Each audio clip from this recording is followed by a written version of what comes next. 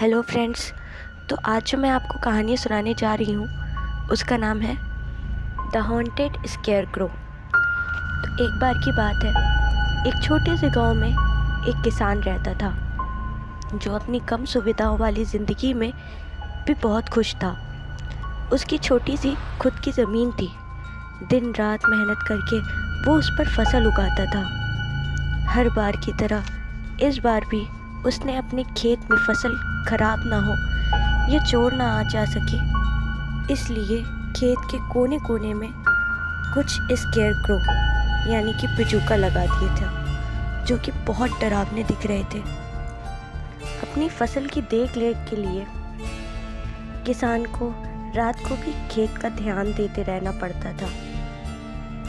एक रात किसान को थोड़ी नींद आ जाती है और जैसे ही उसकी आँख खुलती है तो वो खिड़की से अपने खेत की तरफ देखता है। उसकी खिड़की के सामने ही एक डरावना पिचुका स्केयरक्रो उसके खेत में था और उसी की तरफ देखकर अजीब तरह से मुस्कुराए जा रहा था, जैसे वो असल में एक राक्षस हो।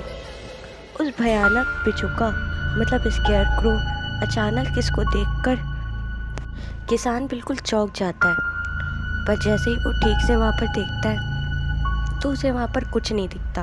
ये देखकर किसान काफ़ी डरा, लेकिन अपने खेत में देखने गया कि आखिर ये था क्या। जैसे ही उसने अपने खेत में गौर से देखा तो वहाँ सबसे अलग एक पेड़ के नीचे खेत के बिल्कुल बीचों बीच वही स्केयरक्रो था। किसान ने जैसे ही उस स्केयरक्रो को हटाने के लिए अपना हाथ बढ़ाया, उसका हाथ में ज़ोर से दर्द होने लगा, जैसे किसी ने कस के पकड़ रखा हो। वो चाहकर भी अपना हाथ स्केयरक्रो तक नहीं बढ़ा पाया और थक कर अपने घर में वापस चला गया। और खिड़की से जब उसने वापस उस पिचुका मतलब स्केयरक्रो को देखा तो जैसे लग रहा था वो धीरे धीरे खिड़की के पास आ रहा हो। किसान ने इन सब से डर कर जल्दी से अपने कमरे की खिड़की बंद कर ली और सोने के लिए अपने बेड पर लेट गया। उसे बार बार यही ख्याल आ रहा था कि आखिर ये हो क्या रहा है, और उसे इसी ख्याल से बहुत डर लग रहा था। और आखिर ये पिचुका अपने आप उसके खेत में कैसे आ गया, ये सवाल भी उसे रात में सोने नहीं दे रहा था। अगले दिन सुबह जब उसने अपने खेत में तफसील से देखा तो उसे वहाँ वो अजीब डरावना पिचुका कहीं दिखाई नहीं। बस वहाँ वही सारे नॉर्मल पिचुका थे जो उसने लगाए थे।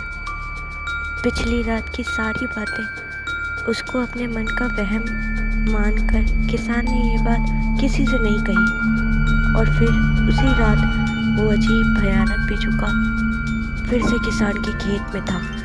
और इस बार उसके दांतों के बीच एक बिल्ली थी जिसे वो पिचुका अपने बड़े बड़े गंदे मुंह में दबाए था। अब ये सब देखकर किसान के होश उड़ गए। इस बार किसान को बहुत ज़्यादा गुस्सा आया। उसे डर तो लग रहा था, पर उससे ज़्यादा उसे उस बिल्ली के लिए बुरा लग रहा था। उसने उसी रात अपने घर के साथ पुराने कपड़े इकट्ठा करके उस पिचुका को जला दिया।